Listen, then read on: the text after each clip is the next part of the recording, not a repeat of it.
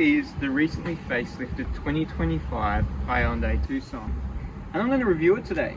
In this review, what we're going to do is we're going to take you around the exterior of the car, then we're going to jump in and check out the interior, then we're going to take it for a drive and find out what it's like on the road. If you haven't already done so, please subscribe to this channel by pressing the subscribe button below. Alright, so having a look at the outside here, I don't mind the design here. Hyundai keep on improving in their designs. I think it gives you a bit of an elegant look, but they're still quite sporty as well. I think they sort of come up to like the Mazda in terms of looks. Previously I felt that they were a bit below that. In terms of this facelifted model, there's only a few minor updates on the exterior, and that is the front grille here. There's a slight update there, and then the front bumper bar. But you'd have to have a keen eye to really notice the difference between this and the previous model. What they do have is this is the base model, and it now comes standard with the LED lights at the front there. Previously they weren't available unless you went to the Highlander or above that. As we take you around the side here, these are now 18-inch wheels on the base model. They were previously 17-inch wheels. Tyres on there 235 wide and 60 profile. They've got a few interesting lines on the car. You can see this line that comes around the side here and then joins up at the doors and make a bit of a triangle there. Actually, when I first hopped in this and looked at it, it kind of looked like there was a dent in the car.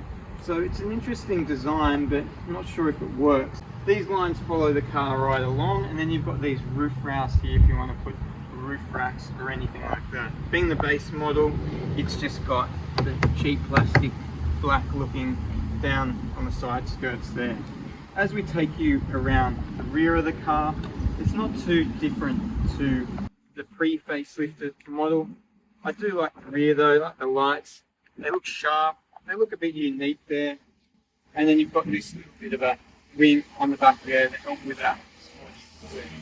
Alright, well let's take you into the interior and have a look at the interior of the car.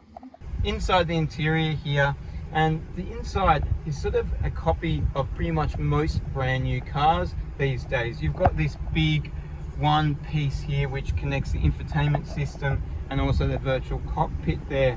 The clarity is not too bad on it. This is a 12.3-inch infotainment system and a 12.3-inch virtual cockpit. It's fairly easy to use. Got Android Auto and Apple CarPlay, and the clarity is quite nice. Down here you'll see it's got the air conditioning controls here. That's dual zone climate control. We've also got two micro USB sockets. It didn't actually automatically pick up my phone when I plugged it in. Maybe I was plugged into the wrong one, this one. Maybe I need to be plugged into that one. A new gear stick here as well. You can choose your driving modes there, and then you've got your automatic parking brake and a few little buttons for your cameras and parking. Got a center console here. Storage is reasonable in there. Two cup holders. The material in here, they've used this interesting fabric here. Normally there's a plastic here. It gives it a bit of contrast, but I'm interested to see how this will look in a couple of years' time, whether it starts to get dirty or that it starts to get marks and starts to get fluffy or something like that. It'll be interesting. Soft plastic feels a reasonable quality, some more storage there, and then around the cabin most things feel quite nice. The seats in here, they're a fabric seat. The fabric on there looks quite good. Should hide any marks or anything like that, being black quite easily. Steering wheel, new steering wheel. It's a good size. You've got all your options there. What I found interesting is there's no Hyundai badging, so they've just got this line, and if you got in the car, someone blindfolded you, you actually wouldn't really know what sort of car you're in, because throughout the cabin there's no Hyundai branding at all, which is quite interesting. I'm not quite sure why Hyundai decided to do that, but they did make it a bit more cleaner there. Alright, well that's the front. What we'll do is we'll take you around the rear of the cabin.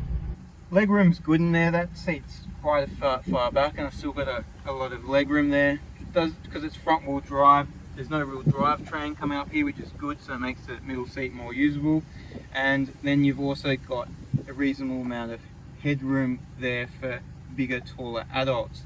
You've got two micro USB ports to charge anything in the rear, and you've got the air conditioning ducts as standard. The previous older version actually didn't come with those standard. This will come down here and give you two more cup holders. These seats will fold right down if you need them too as well. All right, let's check out the boot space. Boot space in this is 539 litres. If you go the hybrid version, you'll get a bit more. You'll get 589 litres in there. So that's about average in terms of class and its other competitors. If we have a look and see what else we've got inside here, we've got a spare tyre, so full-size spare, which is good. Sometimes you just get the puncture kit, and if you want, there's a bit more storage in these two areas. We've also got a 12-volt socket for charging, and we can pull the seats down quite easily from the rear here. There's these two handles that will allow us to do that, and a cargo cover. The base model doesn't have an automatic close. You go up to the Elite and anything above that, that will have the automatic button here, and it will have the automatic close. So driving the Hyundai now, and it's pretty easy to find everything. You start-stop button's just there. Nothing else really is that hard to find. You can get going. It feels reasonably smooth. If you do go over a big bump, you will get a bit of a jolt there. The handling's not the greatest. It's definitely not poised like a sports car or anything close. You won't want to throw it around any tight corners, or you will definitely come unstuck in this car.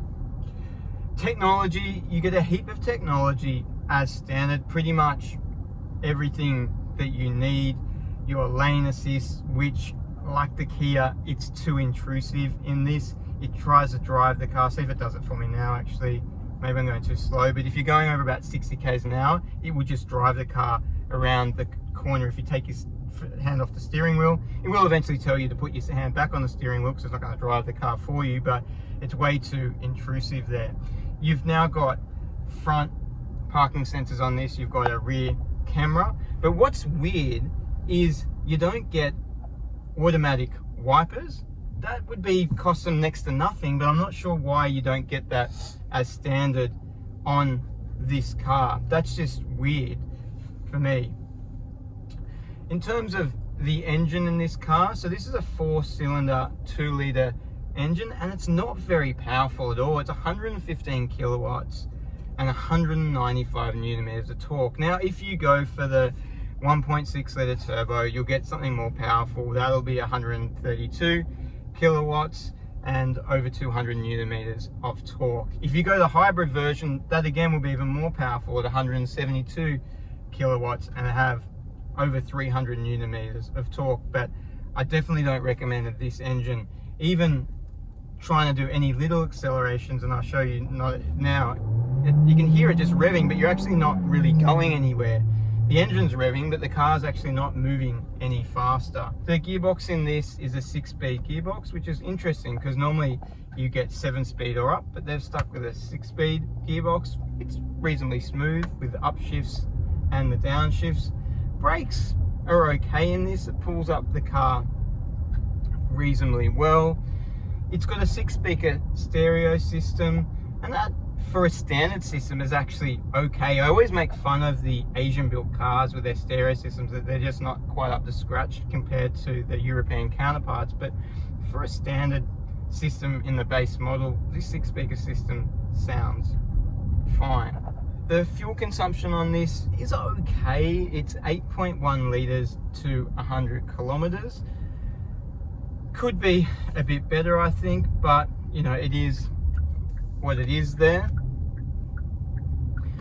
So what do I think about this car? Well, I've got to be honest. If you're going to buy one of these cars, you're not buying it because it's a driver's car. You're just buying it to get to A and B. And I apologize if some of you have this car and they feel differently, but I don't really find it the most engaging car. I kind of think Hyundai is kind of morphing more into a Toyota, where they're just buying a car that's going to be reliable. This will definitely be reliable.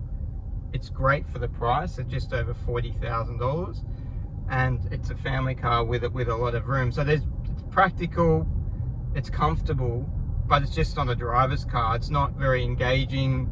The engine, this base model engine, is not great at all. So if you are going to go this, I'd definitely recommend paying a bit more for the 1.6 litre turbo engine to give you a bit more power, because once you fill this up with the family, it's going to feel very much underpowered, but you do get a lot for the money.